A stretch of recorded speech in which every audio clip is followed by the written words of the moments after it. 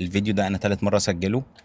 من يومين حصل حاجة صعبة جدا جدا جدا جدا جدا، وربنا ما يكتبها على اي حد ابدا ابدا ابدا. طفلة عندها 4 سنين بتلعب بالسكوتر في شارع في كومباوند في اكتوبر، وطفلة تانية كانت عندها 16 سنة كانت سايقة عربية، طبعا اكيد بدون رخصة وبدون اي زفت، يعني بصرف النظر مش ده الموضوع دلوقتي اللي انا بتكلم فيه.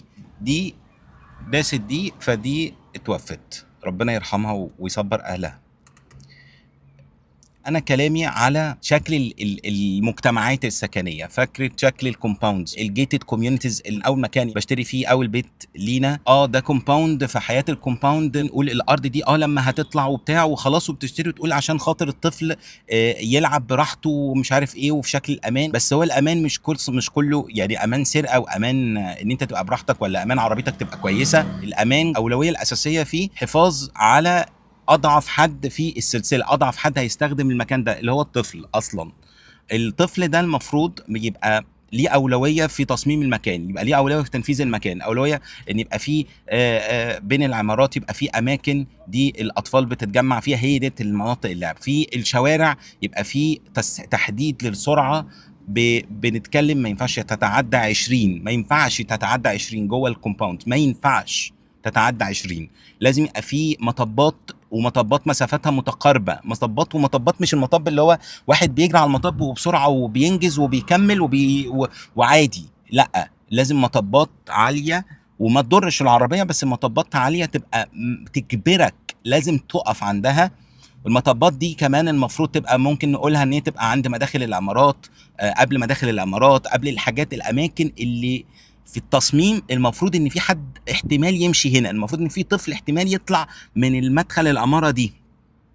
الارصفه لازم تبقى اوسع علشان تخلي في الطفل او الكبير او الصغير او ايا كان يقدر يمشي عليها. ما يبقاش فيه فجاه تمشي على الرصيف مجرد متر وتلاقي عمود نور في وشه، فانت مش عارف انت هتمشي فين، فبالتالي الطفل مش هيبقى فاهم. هاجي اقول طب اوكي، مكان فيه اطفال، فطبيعي ان هو في سكوترز وفي عجل، يبقى لازم يكون في مسارات للعجل، ما تسيبهمش في وسط الشارع ويمشوا في وسط العربيات.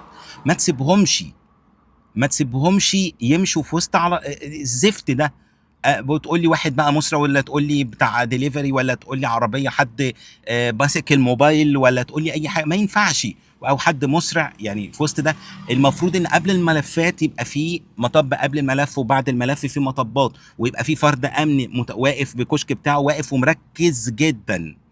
المفروض ده في العموم، انا ما بتكلمش عن المكان ده بس، انا بتكلم عن اي مكان، سواء من اللي بيصمم او اللي بينفذ الكلام ده او المطور او اي مكان بالطريقه دي. الكومباوند هو نموذج مصغر للمدينه. المفروض يبقى في مسارات في الشوارع، مسارات بتمشي بتاعت ان اللي بيمر من هنا النقطه دي للنقطه دي، ده المسار بتاعه يبقى متحدد على الارض عشان هو نموذج مصغر للمدينه. المفروض يبقى في ترافيك ميرور، لو انت طالع، لو انت عند ملف في ترافيك ميرور عشان اللي من هنا يشوف ان في حد جاي ولا لا فياخد حذره.